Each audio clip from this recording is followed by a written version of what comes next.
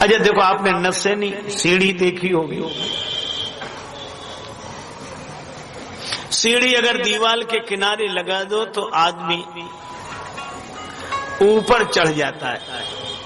सीढ़ी अगर दीवार के किनारे लगा दो तो आदमी ऊपर पहुंच जाता है, और सीढ़ी कुएं में लगा दो तो नीचे उतर जाता है।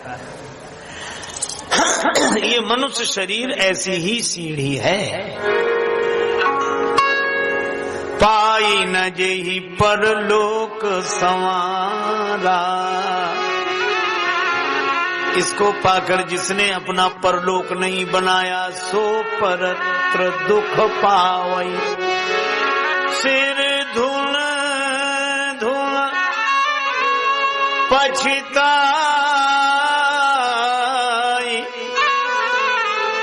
कालहि कर्महि ईश्वरहि, मिथ्या दोष लगा।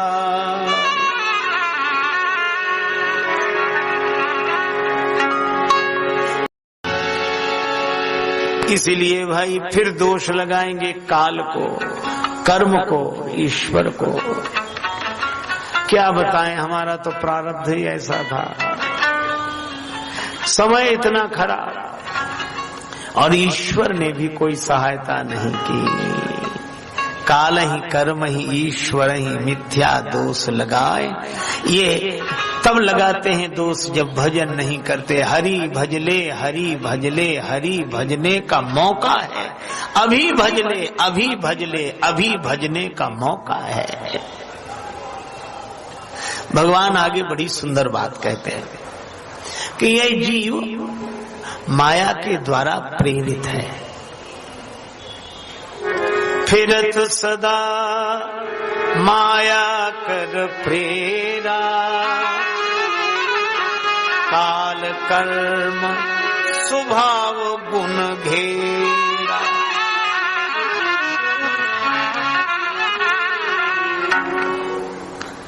फिरत सदा माया कर प्रेरा। देखो, इस जीव को माया जैसे प्रेरित करती है वैसे ये भागता है। और माया का एक घेरा है जिससे वो बाहर नहीं जाने देती।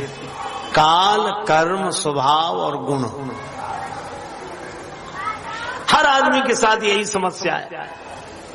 समय का प्रभाव उस पर पड़ता है, कर्म का प्रभाव उस पर पड़ता है। एक आदमी अपने रास्ते से चला जा रहा था, बगल में बगीचा था, आम के बड़े सुंदर वृक्ष लगे थे, फल लगे थे। अब देखना, उस आदमी ने फल देखे, मन हुआ कोई है नहीं, चुपचाप फल तोड़कर खा लें। तो फल देखा किसने? आंख ने। अच्छा, आंख वृक्ष के पास चलकर जा नहीं सकती, तो वृक्ष के पास चलकर गया कौन? पांव। अच्छा, पांव फल तोड़ नहीं सकते,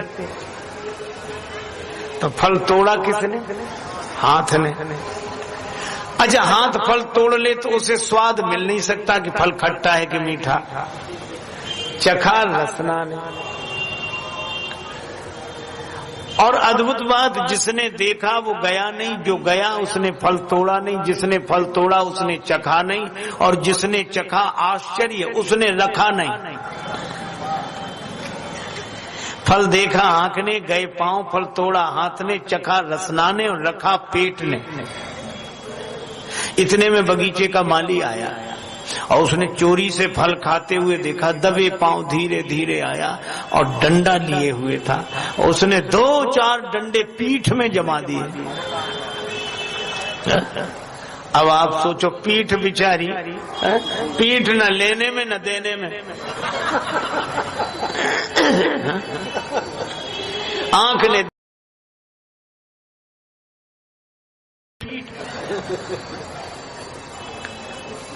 और करे अपराध को और पाओ फल भोग, अति विचित्र भगवंत गति को जग जाने जो। एक आदमी कह रहा था, राम स्वरूप ने चोरी की, अखबार में खबर थी, राम स्वरूप ने चोरी की, फलस्वरूप पकड़े गए। तो दूसरा आदमी अखबार की भाषा न समझ कर बोला कि ये लोग भी कैसे विचित्र, जब राम स्वरूप ने चोरी की तो फल स्वरूप को क्यों पकड़ा? वो फल स्वरूप नाम समझ रहा था किसी का। तो इसी तरह कर्म की भाषा जब हमें समझ में नहीं आती तो हम सोचते हैं कि ये इसे सजा क्यों मिली। लेकिन एक महात्मा से जब किसी ने यह प्रश्न किया, महात्मा ने कहा तुम्हारे प्रश्न में ही इसका उत्तर है। पीठ में डंडे की चोट लगी, दर्द हुआ तो आदमी रोया, आंसू कहां से निकले?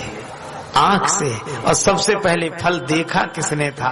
आंख ने ही। तो चाहे जितने चक्कर से मिले फल उसी को मिलेगा जिसने कर्म किया है। जो जस करई सो तस फल चाखा। तो कर्म का प्रभाव जीव पर, समय का, काल का प्रभाव जीव पर। अच्छा, फिर स्वभाव देखो, दो तरह से दोष आते हैं जीवन में, संग दोष और स्वभावज दोष। गीता में कहा जित संग दोषा, संग के दोष से बचें। अच्छा, संग का दोष सत्संग से दूर हो जाएगा, पर स्वभाव से जो दोष आया है, मिटई न मलिन स्वभाव अभंगु। इसीलिए शंकर जी ने कभी रावण को नहीं समझाया। सबने समझाया पर गुरु जी ने नहीं समझाया, जानते थे इसके स्वभाव में ये दोष है, ये सत्संग से नहीं सुधरेगा। तो ऐसे लोग सुधर कैसे सकते हैं? का कबीरा यह मन मलिन है, धोए न छूटे रंग, कै छूटे हरि नाम से, कै संतन के संग।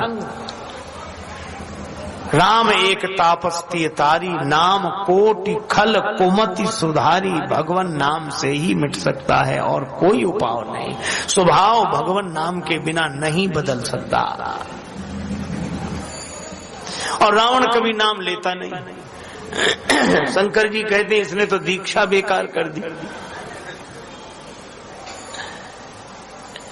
राम जी का नाम लेने की बात भी आए तो कहे लघु तापस कर बाग बिलासा, कहो तपस्विन के बात बहोरी। तपस्वियों का क्या हाल है, छोटे तपस्वी का क्या हाल है। अंगद जी से कहता था तो प्रभु नारी विरह बलहीना, तुम्हारे स्वामी तो वैसे ही बलहीन है। पर राम नाम नहीं लिया इसने, कभी नहीं लिया। पर शंकर जी भी सोचते थे कि इसने भगवान का नाम नहीं लिया, कोई बात नहीं। लेकिन जब मरने लगा तब बोला गर्जे मरत घोर रो भारी, कहां राम रन हाथों पचारी। तब राम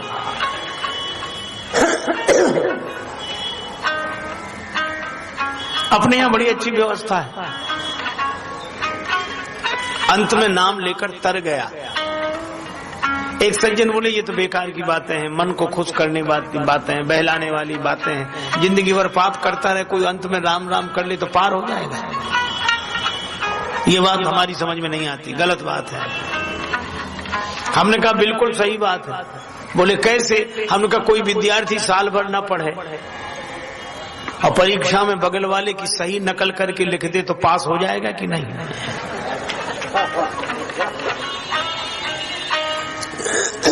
तो भगवान नाम का प्रभाव, तो स्वभाव भी व्यक्ति को परेशान करता है।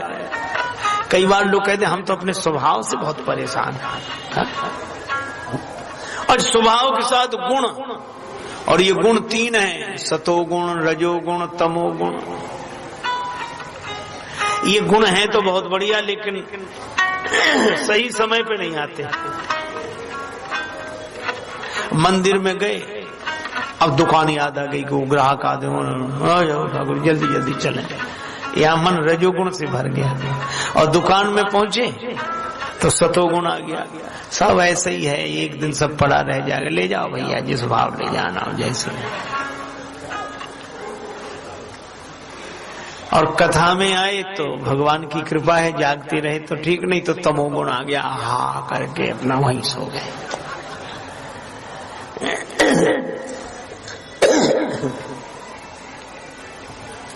तो ये गुण समय से नहीं आते। मंदिर में सतोगुण आना चाहिए तो रजोगुण आ जाता है, दुकान में रजोगुण आना चाहिए तो सतोगुण आ जाता है, कथा में सतोगुण आना चाहिए तो तमोगुण आ जाता है। अच्छा बोलो, इन गुणों से हम सब परेशान हैं कि नहीं? काल कर्म स्वभाव गुण घेरा। अच्छा, मजे की बात तो यह है कि कथा में कोई सो जाए तो पाप नहीं है। प्रकृति अब आ गई, नींद तो आ गई, क्या करें। लेकिन विडंबना यह है कि कोई आदमी ये स्वीकार नहीं करता कि हम सो रहे थे। एक बार एक सत्संग में एक सज्जन सामने ही बैठे हो, बार बार ऐसे खड़े, तो महात्मा जी ने कहा, क्यों भगत जी सो रहे हो? तो आंख खुल, नहीं।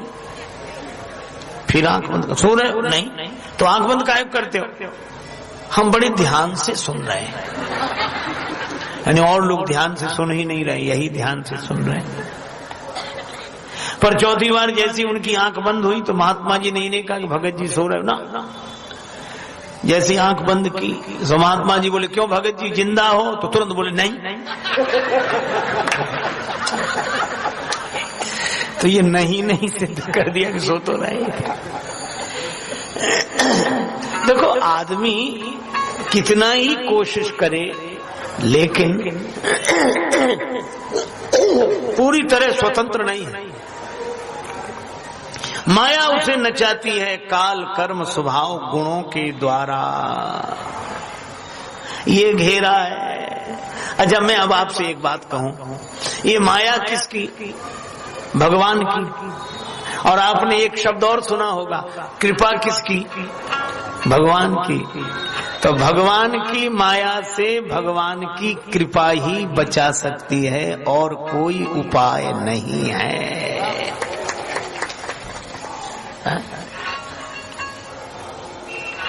भगवान से एक भक्त ने कहा, प्रभु हमें भी कुछ दे दो। भगवान ने कहा, मांगो, क्या मांगते हो? कहा, आपके पास है क्या? भगवान ने कहा, हमारे पास दो चीज है, एक है हमारी माया और एक है हमारी कृपा, हमारी भक्ति।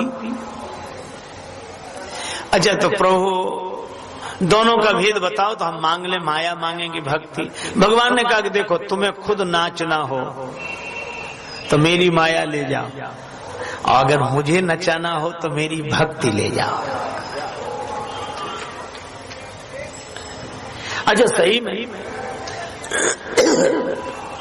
जो नाटक आदि में रात में नाचते हैं वे दिन भर सोते, कहते सोने दो भाई, रात भर जागना पड़ता है। और जो दिन भर मकान दुकान में जागते हैं शाम होते कहते सोने दो, दिन भर जागते जागते हो गया, है ना। तो रात को जागने वाले दिन में सोते हैं, दिन को जागने वाले रात में सोते हैं। पर भगवान की माया जिन्हें नचाती है वे न दिन में सोए न रात में सोए, नचाता है। सब जग को रही नचाए हरि माया जादूगरनी। सब जग को रही नचाए हरि माया जादूगरनी। जग को नहीं नचाए हरि माया जादूगरनी। सब जग को रही नचाए हरि माया जादूगरनी। अति अद्भुत खेल रचाए हरि माया जादूगरनी। अति अद्भुत खेल रचाए हरि माया जादूगरनी। कोया को पार न पावे यह सबको नाच नचावे। कोया को पार न पावे यह सबको नाच नचावे। दुख में सुख को दर्शाए हरि माया जादूगरनी। दुख में सुख को दर्शाए हरि माया जादूगरनी। सब जग को रही नचाए हरि माया जादूगरनी। और इस माया के दो रूप हैं, विद्या और अविद्या दो। पर हरि सेवक ही न व्याप अविद्या। प्रभु प्रेरित ते ही व्यापी विद्या। देखो, हमें तो ऐसा लगता है माया एक ही है, उसके स्वरूप दो हैं, विद्या और अविद्या। आप ऐसे सोचो जैसे दरवाजे पर कोई व्यक्ति खड़ा हो, पहरेदार हो, आप जाना नहीं जा सकते, चलिए बाहर, चलिए चलिए बाहर। वही आपको अंदर नहीं जाने दे रहा, और आपने भीतर फोन कर लिया जिनका मकान है उनसे, और उन्होंने संकेत कर दिया कि नहीं आ जाने दें। तो जो आपको मना कर रहा था वही हाथ जोड़, आइए चलिए। तो जो हाथ जोड़कर भगवान से मिलाने का काम करे वह विद्या माया है, और जो न मिलने दे वो अविद्या माया है। ये माया सबको नाच नचाती है। जो माया सब जगह ही नचावा, जासु चरित लखिकाहु न पावा।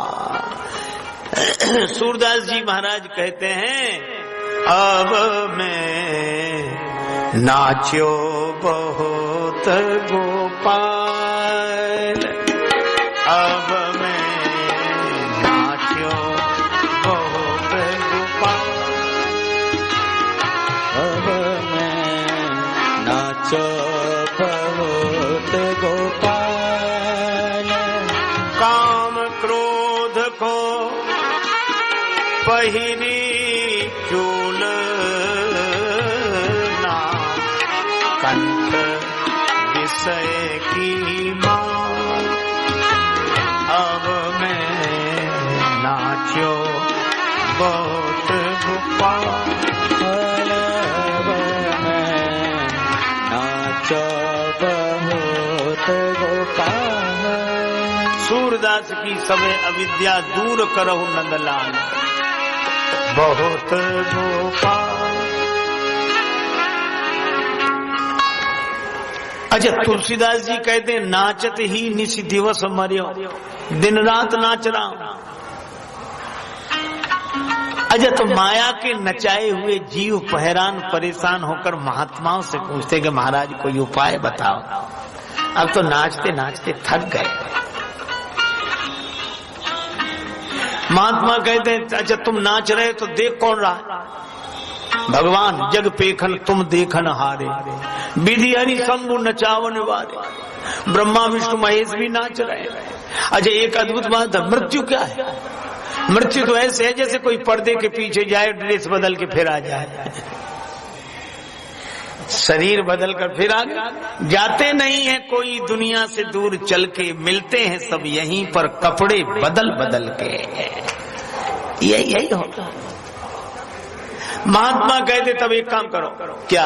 ऐसी जगह चलो जहां भगवान नाच रहे हो और तुम देखो। तो ऐसी जगह कौन सी है? चलो गोकुल चलो, नाचे नंद लाल नचावे हरि की मैया, नाचे नंद लाल नचावे हरि की मैया, नाचे नंद लाल नचावे हरि की मैया। ठुमुक ठुमुक पग धरत कन्हैया, ठुमुक ठुमुक पग धरत कन्हैया, नाचे नंद लाल नचावे हरि की मैया, नाचे नंद लाल नचावे हरि की मैया, नाचे नंद लाल नचावे। तो देखो भाई, गोकुल में नाच रहे हैं भगवान, वहां जाते ही जीव का नाचना बंद, भगवान का नाच शुरू। और भगवान कहीं वृंदावन आ जाए और वृंदावन में नाचने लगे तो वृंदावन में बाहर आ जाती है। वृंदावन बाहर आई, वृंदावन बाहर वृंदावन बाहर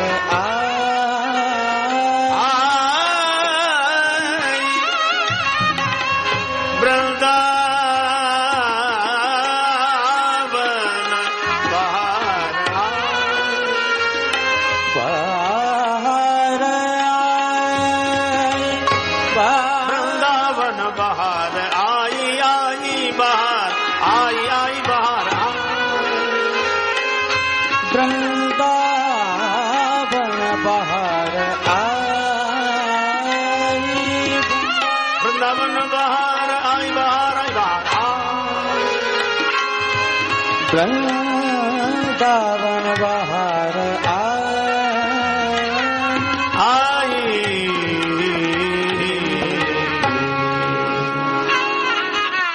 भगवान नाचते गोकुल में, वृंदावन में। अरे गोकुल वृंदावन में तो श्री कृष्ण भगवान नाचते ही हैं।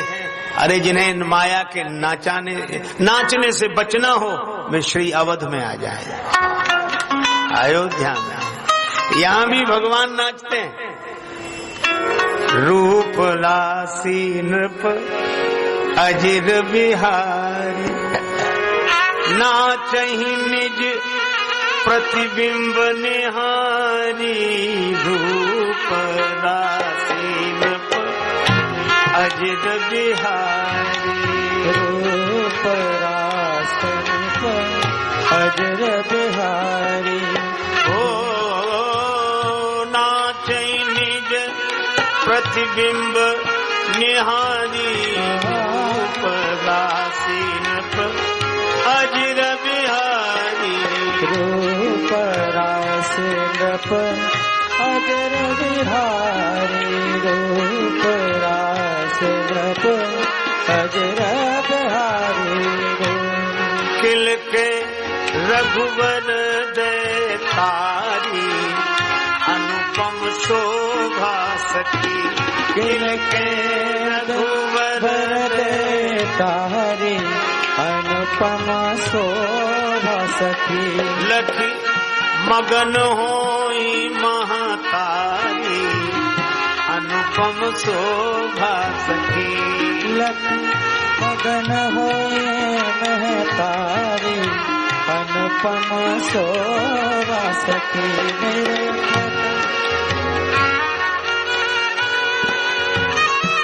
मणि खंभन छवि लखी ललचाए।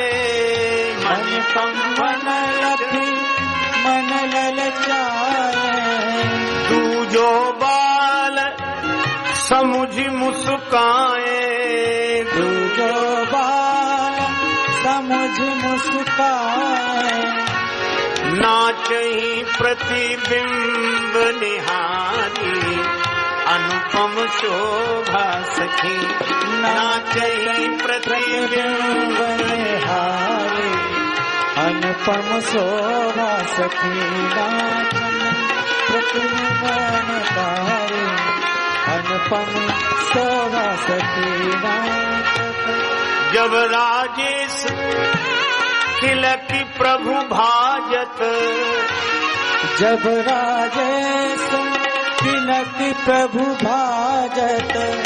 जब राजेश तिलकी प्रभु भाजत।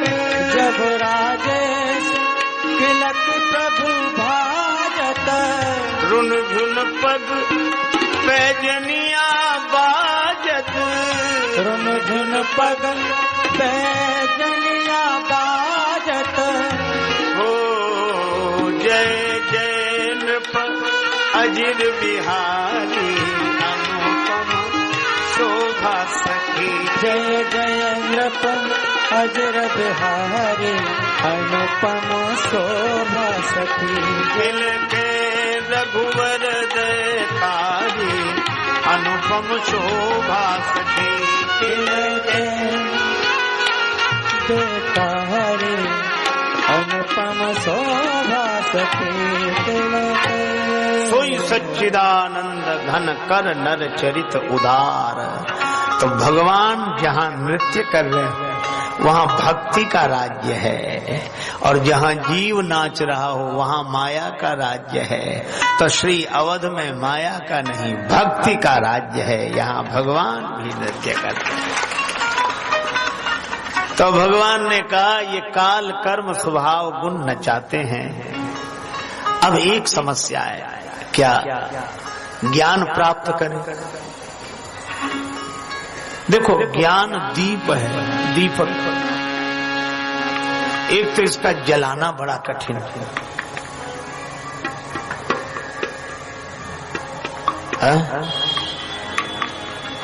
तूल तुरी सम्हारी पुन बाती करे सुगार। पहले तो गाय श्रद्धा सुरभि नियम का तृण चरे, तब भाव के बछड़े को जन्म दे, तब निर्मल मन ग्वाला इसका दोहन करके दूध निकाले, फिर दूध को जमाए, दही बनाए, फिर मथ कर मक्खन निकाले, मुदिता मथे विचार मथानी, दम आधार रज सत्य सुबानी। फिर उसको तपस्या की अग्नि में तपाए, तब घी निकले। फिर बत्ती, तूल तुरीय समार, तुरीय अवस्था रुई, उसमें बत्ती निकालकर फिर उसमें सोहम अस्मि की ज्योति जगाए, तब दीपक जगे। सोहम अस्मि इति वृत्ति अखंडा, दीप शिखा सोई परम प्रचंडा।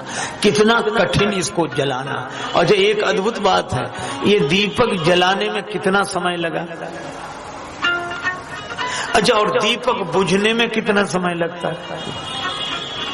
मुनि विज्ञान धाम मन करई निमिष मह छोप। एक निमिष में पलक झपकते ही दिया बुझ गया। अच्छा, एक और अद्भुत बात है, और वो दिया जलाकर रखा कहाँ हमने, का इस मनुष्य शरीर के मकान में। और ये मनुष्य शरीर है दरवाजे वाला, दरवाजे ही दरवाजे हैं। पता नहीं किस दरवाजे से हवा का झोंका आ जाए, दिया बुझा दे। और यहां बैठे हैं देवता। अच्छा, बिना देवता के कोई इंद्रिय कार्य नहीं करते। एक बार हमने ऐसे ही कहा कि वाणी के देवता तो अग्नि है। एक सज्जन बोले ये तो कल्पना कर ली गई है, ऐसे ही कह दिया, क्या फर्क पड़ता, वाणी के देवता अग्नि है, इसका क्या प्रमाण। तो हमने कहा बड़ा प्रबल प्रमाण है। बोले क्या। हमने कहा कोई आदमी कितना ही जरूरत से ज्यादा बोलता हो, चुप ही ना रहता हो, उससे कहो कि पानी में डुबकी लगा के बोलो। पानी में डुबकी लगा के कोई नहीं बोल सकता।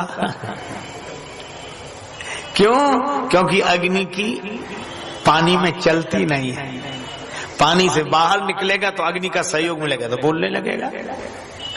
जैसे कहते हैं कि जब रसना स्वाद लेती है तब इसके देवता वरुण है, इसीलिए तो बोलते हैं, कहा लड्डू रखे थे देखकर मुंह में पानी भर आया, क्योंकि देवता वरुण है, पानी भर। ये तो कोई नहीं कहता कि मिठाई देखकर हमारे मुंह में तो हवा भर गई, पानी भर।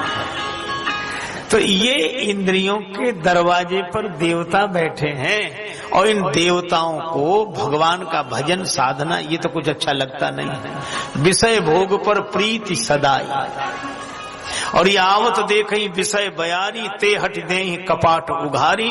और वो हवा भीतर जाकर इस ज्ञान के दिए को बुझा देती है।